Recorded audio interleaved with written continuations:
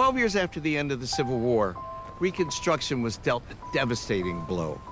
You might even say it was overthrown. The Southern Democrats took their states back one by one. The 1880s is a kind of a twilight zone between Reconstruction and the full implementation of the Jim Crow system. Black people continued to vote in many parts of the South. There was still violence against them, but there were still some black people holding office in many parts of the South. Civil rights laws remained on the books. One of the cruel ironies of Reconstruction is that black people could claim certain rights in the 1870s that they would have to fight to reclaim in the 1960s. Thanks to the Civil Rights Act of 1875, African Americans were guaranteed equal access to hotels, restaurants, theaters, and public transportation. Those who were denied service could expect their rights to be upheld in a court of law. But all that was about to change. Ida B. Wells, a child of slavery and Reconstruction, taught in a segregated school outside Memphis, Tennessee. Being denied access to the all-white first-class car on a railroad trip would propel her to the front lines of civil rights activism. One day, while riding back to my school, I took a seat in the ladies' coach of the train, as usual. The conductor came along to collect tickets. He told me I would have to go in the other car. I refused. He tried to drag me out of the seat. I fastened my teeth in the back of his hand. He got the baggage man to help him, and they succeeded in dragging me out. White ladies and gentlemen stood on the seats applauding the conductor for his brave stand. She challenges segregation on public transportation decades before we would ever hear the name Rosa Parks. She sued. She won in the lower courts, but the railroad appealed the decision, and when the court case went to the Tennessee State Supreme Court, Ida B. Wells lost. W.E.B. Du Bois summarized Reconstruction in one sentence. The slave went free, stood a brief moment in the sun, and then moved back again toward slavery. Yet African Americans had tasted freedom. They had begun to acquire land, build schools, and create social institutions of their own. And though the tide was turning, they refused to give up on the promise of Reconstruction.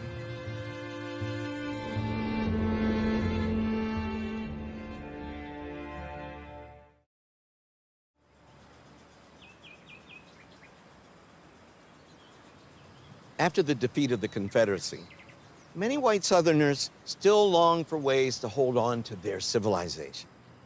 And even when they tried to convince the rest of the country that they accepted the outcome of the war, their vision of the future looked disturbingly similar to the past. The chief evangelist of this new order was Henry Grady, an enterprising newspaper editor from Atlanta. And in late 1886, he journeyed to New York City to outline his vision of what he called the New South. So much of the country saw the South as this kind of benighted, section that had endured civil war, that had been impoverished, that was beset by political turmoil and racial violence. Henry Grady traveled the country, went to the Northeast, trying to sell this vision of a different kind of South, one that was more modern, one that was more economically diversified, one that could attract Northern investment, one that would see economic growth, and one in which the tensions and conflicts of Reconstruction would be put aside. But Grady's rosy description of how the South had solved the Negro problem ignored the dangerous reality that black people faced. When it came to the possibilities of owning land or earning a living, the New South looked quite a lot like the Old South. What African Americans want most is to own land. And some of them are able to access land, but by no means as many people as would desire land. Sharecropping emerges starting around the late 1860s, going into the 1870s, but it really doesn't become predominant until around 1880. African Americans are given access to plots of land, typically 30 to 50 acre plots, which they essentially control. They don't own the land, but they work the land as a family unit. But there are a lot of things about sharecropping that become quite oppressive. You would live on somebody's land and you would give over a share of your crop as rent. But the way that it worked is that people became increasingly in debt because there was always interest on whatever you're using, whether it was tools or seeds or the use of animals. There are yearly contracts that they have to sign. Most African Americans are not literate, so they're not quite sure exactly what they're signing on to. They're signing away many aspects of their independence. Many of the sharecroppers worked on the same plantations that they were in as slaves. Many of them do become more impoverished over this period of time. Sharecropping wasn't even the worst of it. In a region still scarred by war and economic dislocation, the labor system that took shape in the late 19th century developed coercive means to ensure that cotton remained king. It was called convict leasing. Get arrested on a minor charge or a trumped-up charge, you could find yourself locked up and then hired out to a planter or even a corporation bidding on inmate labor. The pipeline from prisons to profits in this country has deep roots. The convict lease system was an inhumane and barbaric form of punishment, really emphasizing that African Americans were not afforded equal opportunity before the law. The convict lease system was, in effect, a form of slavery. Support their families, safe from violence and oppression. For many, that promised land was Kansas. In Kansas, you could live free. You were free from the sort of plantation system, free from the denial of one's equal rights, as well as night rider terrorism.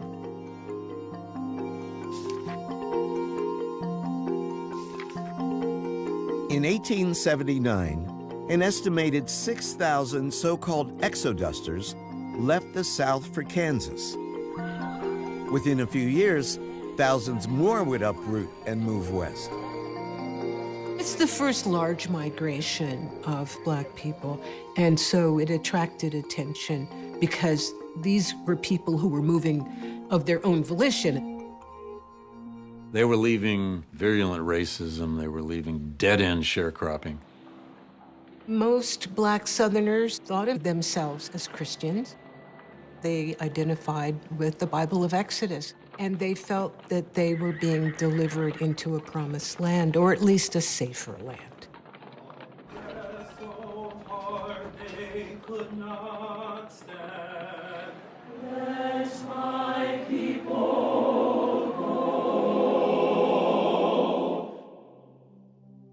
It became a political test question among Black leadership of how a lot of Black folk in the South saw Reconstruction and had no hope in federal intervention to help them anymore, and they were looking for any possibility. It had its opposition in some very familiar figures, mainly Frederick Douglass, Blanche K. Bruce, Robert Brown Elliott, who were Black congressmen. They were very wedded to the kind of Lincoln-esque view of America. They believed in the Constitution, they believed in the Reconstruction amendments, and to them, the idea of turning your back on that, instead of standing and trying to stay and fight for one's rights, was inimical to them. While nowhere near as massive in scale as the Great Migration that would come a few decades later, the Exoduster movement was large enough that it caught the attention of politicians in Washington who demanded to know what was going on and why. The Senate hearings were important. We can learn a lot about the conditions of life because of the testimony. We found ourselves in such a condition that there was no way on earth that we could better our conditions there. We appeal to the President of the United States and to Congress to help us out of our distress or protect us in our rights and privileges. It turns out a lot of people who went to Kansas didn't exactly find Shangri-La. They didn't find a greater deal in most cases. They did not become landowners by the large measure. But it was one of those moments again that tested everybody. Even when African Americans moved out of the South, they soon discovered that they couldn't outrun Jim Crow. In 1875, they'd seen a glimmer of hope with the passage of a Civil Rights Act that banned racial discrimination in public accommodations. But just 8 years later, the Supreme Court would strike down that law as unconstitutional. Segregation is growing, it's not receding. And it's not just impacting those who are the former slaves, not those who are agricultural workers, not just those in the rural South, but elite African Americans everywhere. The Supreme Court is going to rule on a number of cases cobbled together, which we have called the civil rights cases. One of the cases came out of San Francisco, where a couple was denied the ability to sit in the dress circle of the theater. The dress circle is the first-class seat. We're talking about the theater in the 1870s. This is not a movie theater, this is theater.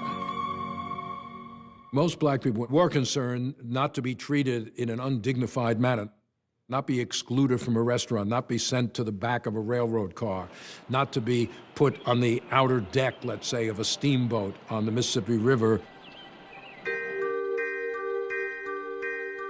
The Supreme Court ultimately rules in 1883 that the 14th Amendment does not prevent people from denying individuals access to hotels, restaurants, because these are private locations and they can make that decision on their own.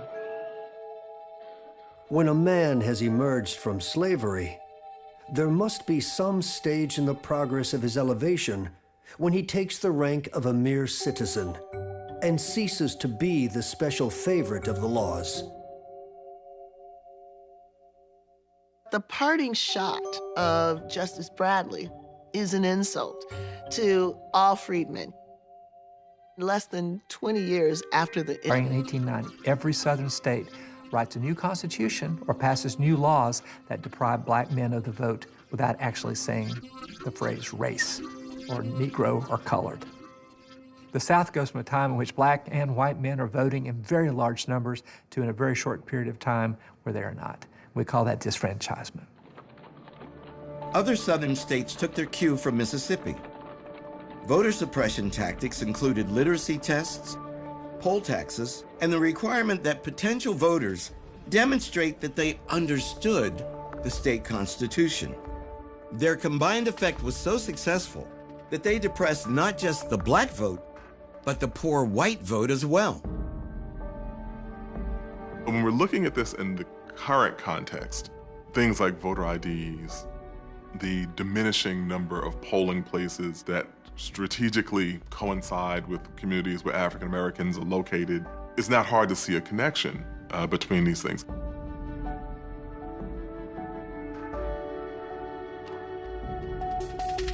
The disenfranchisement of African Americans in the decades after Reconstruction didn't exist in a vacuum. It was one manifestation of a pervasive ideology of white supremacy that presupposed that black people were biologically inferior.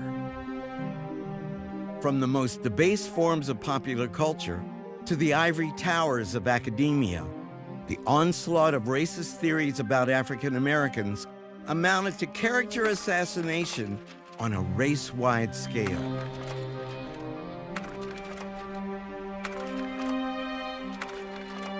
One of the things you get in periods of great inequality is a lot of legitimating discourses which try to tell us why the inequality that we see all around us is natural, why that's the natural order of things.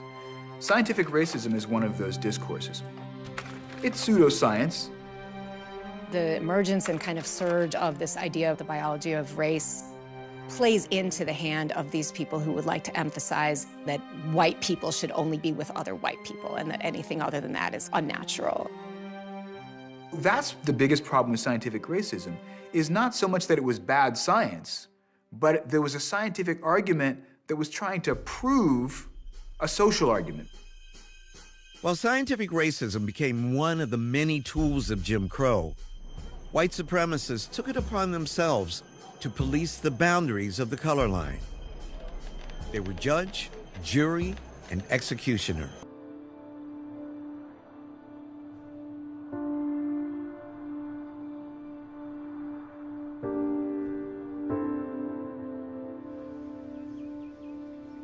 We sit in America and often judge violence that's perpetuated in other societies, how barbarian they are.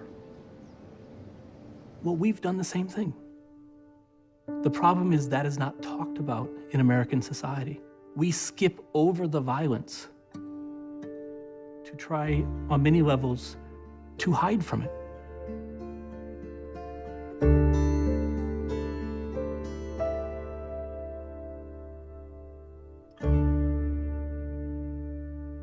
I remember I read Of the Coming of John in The Souls of Black Folk, and that was my first encounter with lynching. And it haunted me, you know, it frightened me, and it's something I always thought about whenever I saw images of people in the South. Lynching became the area that I was most concerned about because it was the thing that we were most silent about in America. And I guess I just felt like we have to make this visible. That's what gave rise to this idea of creating a memorial that would expose people in a very intense way to this history of lynching. And for me, you know, going to the Holocaust Memorial in Berlin, the Apartheid Museum in Johannesburg, the Genocide Memorial in Rwanda, I wanted it to speak to the anguish and the pain in a very direct way. The monuments begin at eye level in the first quarter, and they rise as we were walking down, and they rise even more, and now you're standing underneath of this history. People who carried out these lynchings could have buried the bodies in the ground and gotten away with more violence. But hanging was preferred because it lifted these bodies up to terrorize and menace and taunt communities of color.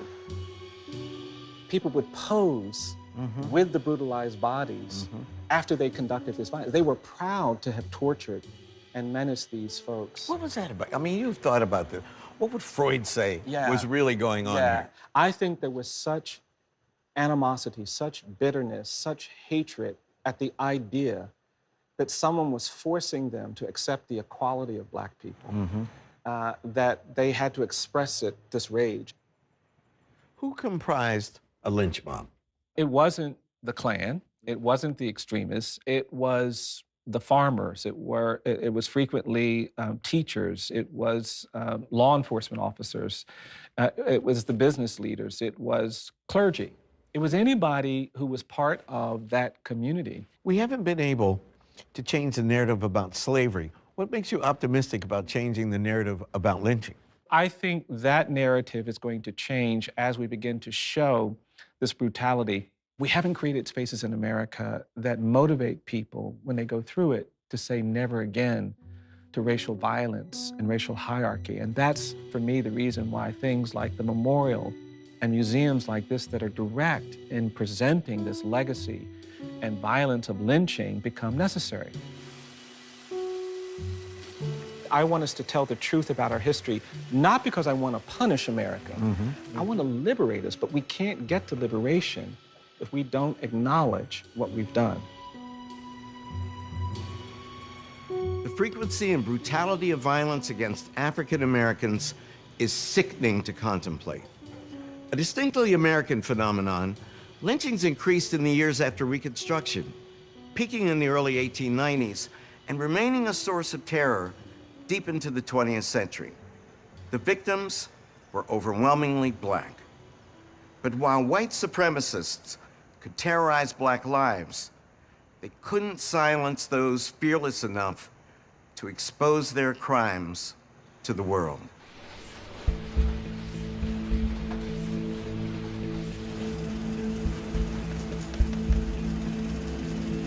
There were a lot of newspapers in the 19th century published by both blacks and whites. White newspapers would have like an occasional sort of page dedicated to Negro news, or if blacks were covered at all, it was in a very negative fashion.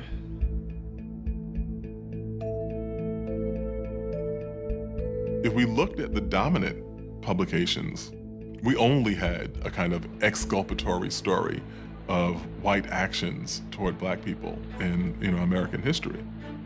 But when we want the first draft of black history, it required that we have actual black publications and black journalists who were crafting narratives of what they saw and what they experienced and what they heard.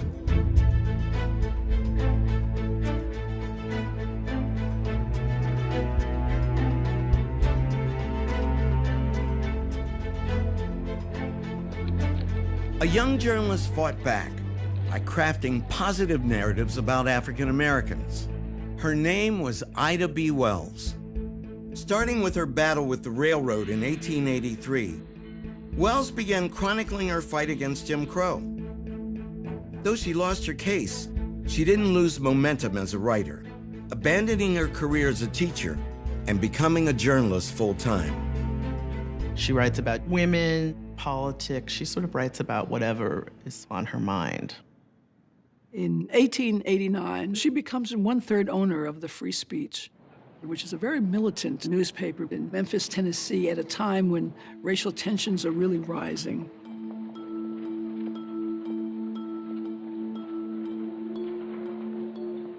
One incident in particular brought racial violence painfully close to home for Ida B. Wells. One day, two boys were playing marbles. The black boy beat the white boy. The fathers got involved. Eventually, the whole conflict moved over to the People's Grocery Store, a local black-owned grocery store that was competing with another white-owned grocery store. A number of black men were arrested, including the 3 owners of the People's Grocery, Thomas Moss, Calvin McDowell, and Will Stewart. In the middle of the night, 75 masked men grabbed the 3 men from jail and take them to an abandoned railway yard and lynched them. Ida Wells is out of town selling subscriptions. She comes back to a community that is shocked. Thomas Moss was a friend of Ida B. Wells, along with his wife. In fact, Ida is the godmother of his child. The white press portrayed all 3 men quite disrespectfully. They put up these sketch drawings of them dead with bullet wounds in their heads. It was all very grisly. Ida decides that she's going to actually investigate these lynchings. This is a woman, and she's only about 5 feet tall. And she has decided that she is going to go to the scenes of lynchings. She's going to interview those who are witnesses. She's going to collect the newspaper articles about lynchings all over the country. Often the allegation associated with lynching was that there had been a rape. Ida B. Wells would find out that a lot of these allegations had absolutely no truth to them. They masked consensual relationships between white women and black men. 8 Negroes lynched since last issue of the Free Speech. If Southern white men are not careful, they will overreach themselves and public sentiment will have a reaction. A conclusion will then be reached, which will be very damaging to the moral reputation of their women. Ida B. Wells says if you actually look at what's going on with these lynchings, they say that it's about sexual violence, that they're protecting white Southern womanhood. But many of these victims are actually African Americans who are doing quite well. And the sole reason they have been targeted is to take away what they have accomplished. Ida was out of town when this article comes out, and no sooner than it hits the newsstands, the white mob gathers and goes to the Free Speech and destroyed it. She went out and got a pistol and put it in her purse. She didn't think that she would actually be able to hold off the lynchers, but she wanted some of them to die while they were killing her. Ida B. Wells' investigative journalism came at a price. Her newspaper attacked, her life threatened. Wells was driven out of Memphis. But this only spurred her to write more. As she noted in 1892, "It's with no pleasure I have dipped my hands in the corruption here exposed. Somebody must show that the Afro-American race is more sinned against than sinning, and it seems to have fallen upon me to do so." She's supported by Black women who help her put together the funds to publish her pamphlet. She promotes it when she goes on these speaking tours and gives lectures. Ida B. Wells actually sets the record straight. Her journalism and the Black press are constantly keeping that dissenting voice in American society. How would you describe Ida B. Wells to someone who didn't know anything about her? She was just absolutely fearless. She wrote about probably the most untouchable subject at that time, which was the extrajudicial killing of Black men and women by mob. Will we always need an Ida in the world of journalism? Absolutely. Having that voice of not just reporting the facts, but of morality, of saying that this is an injustice that needs to be righted, will always be necessary. Not just in the United States, but I think in any place where peoples are oppressed. The press is the one who has influence on policies and politics. Failing to tell our own stories was giving up our agency. We were never going to have a true and accurate depiction of what our lives were like, what our America was like, as long as other people were writing those stories. And Ida B. Wells understood that in a very visceral way. For myself, that's why I became a journalist. Her courage has always been an inspiration to me. Ida B. Wells soon seized upon another platform for her activism, the Chicago World's Fair. The year was 1893, and the United States was playing host to the Columbian Exposition, marking the 400th anniversary of Christopher Columbus's watershed voyage. The exposition's extensive use of gleaming white painted facades and bright streetlights earned its fairgrounds an ironic nickname, the White City. This was an opportunity for the United States to showcase its progress as a modern nation on the world's stage, to showcase all of the technological, cultural, intellectual developments, to prove that it was not just on par with Europe, but had surpassed it. This was the United States saying to the world, come here. And most nations did. Something like 25 million people visited that fair in 6 months. There had never been anything like this. There were pavilions for all these other nations and countries, and they exhibited their wares and they sold their goods. There'd never been a mingling of the marketplace of world culture and economics quite like this. But the representation of different races at the World's Fair was often kind of racist. It's like Africans who had been imported and were just kind of there almost like they were in a zoo. They were dressed up in African garb, half naked, dancing every day for people to see them.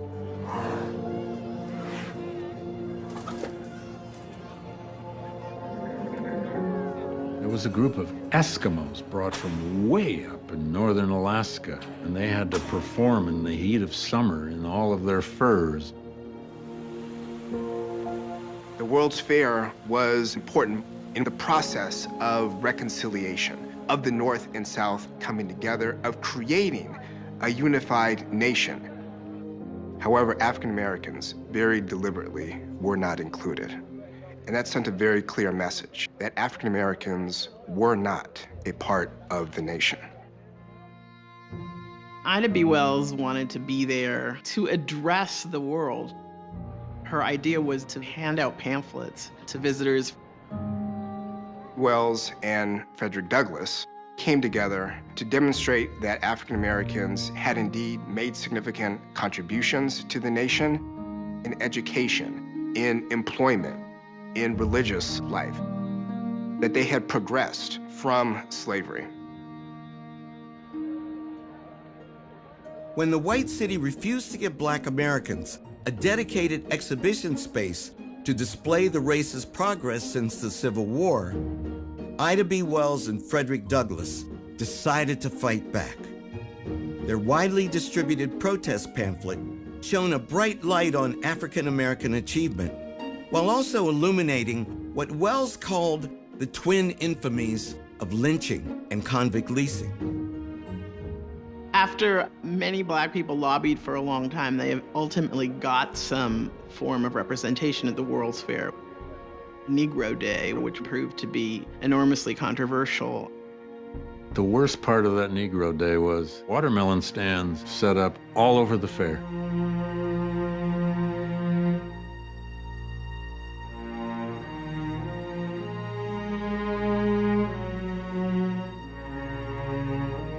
Frederick Douglass was asked to be the primary speaker. And at first, he didn't want to do it. But then he decided, yes, he would.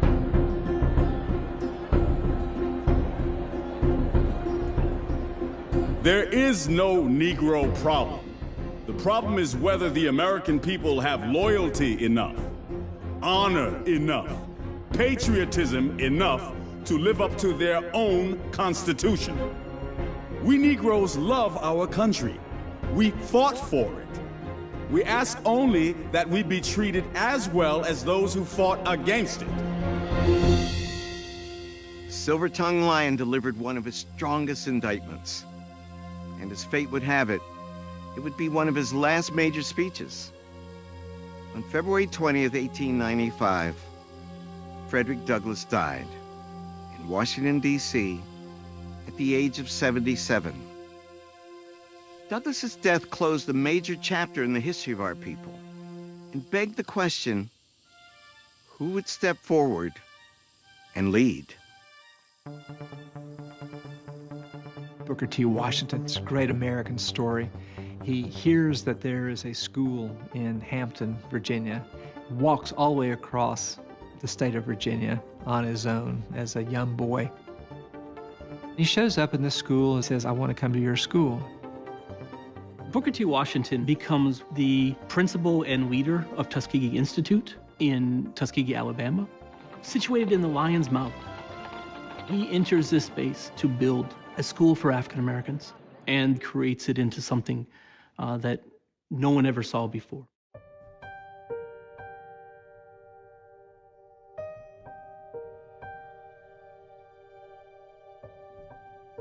He thought that it was best for African Americans, especially from the South, to gain an industrial education, to be able to master core skills that they could then put to use, and ideally translate that into land ownership, business ownership, into the field of teaching, and build up institutions of their own.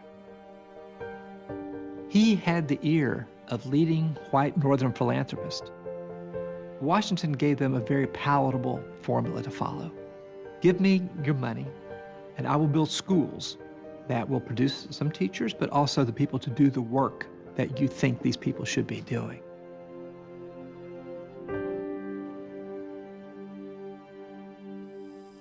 Two years after Frederick Douglass denounced the savagery of lynching, Booker T. Washington, at the Atlanta Cotton Exposition, gave what would become his most famous address. It signaled a profound change of course. To those of my race who depend on bettering their condition, our greatest danger is that in the great leap from slavery to freedom, we may overlook the fact that the masses of us are to live by productions of our hands, and fail to keep in mind that we shall prosper in proportion as we learn to dignify and glorify common labor and put brains and skill into the common occupations of life.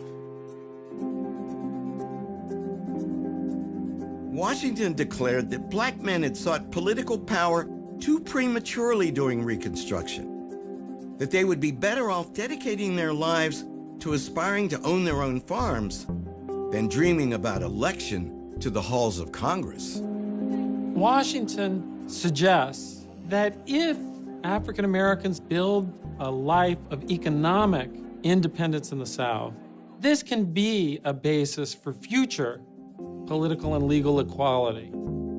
He's talking about Black people owning businesses, acquiring land, and becoming independent farmers. He's talking about self-help. He was also a master of dissemblance, of telling white people what they wanted to hear, but sometimes doing something opposite behind the scenes, supporting cases against discrimination, doing things that, if they were made public, would certainly get him in trouble in the eyes of many of his white supporters.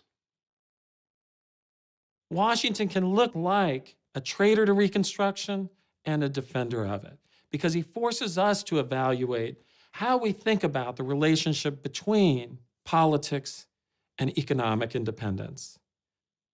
For that reason, he can look like both the most conservative and at times the most radical leader in a turn-of-the-century South. As Booker T. Washington preached the gospel of social separation, the concept of separate but equal was playing out on a much larger stage. Plessy versus Ferguson is the case that took up the question that was left by the Supreme Court a decade earlier. If segregation is mandated by the state, is it unconstitutional? Louisiana passed a separate cars statute, essentially requiring Black and white patrons to occupy separate cars. Homer Plessy's case was actually a test case where they arranged to have this man who was a Creole of New Orleans, mixed-race person, enter into a white car and then identify himself as a man of color. He wasn't apparent visually. In 1892, Homer Plessy deliberately took a seat in a white-only railroad car in order to be arrested, to mount a legal challenge to Jim Crow legislation. They believed that they could challenge this segregation law, but the Supreme Court wasn't having it. 4 years later, Plessy's planned act of resistance resulted in an infamous Supreme Court decision that left the color line indelibly printed on the nation for generations. The Supreme Court in 1896 comes down with the ruling that, and as long as provisions are made for accommodations that are separate, but they're equal to those of the first-class car or other accommodations, then it's okay. They do not put a very fine definition of what equal might mean. Separate's very clear, but the equal part is not.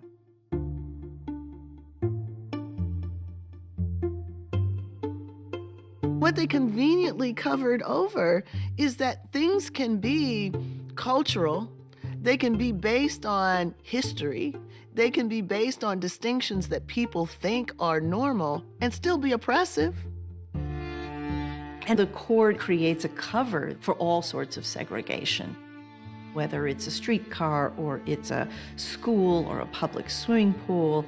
Separate but equal permits the southern states to fully enact Jim Crow and do so with constitutional sanction. Within the Plessy versus Ferguson decision, a lot of white people accepted the argument that in the end, people of African descent were a fundamentally inferior race.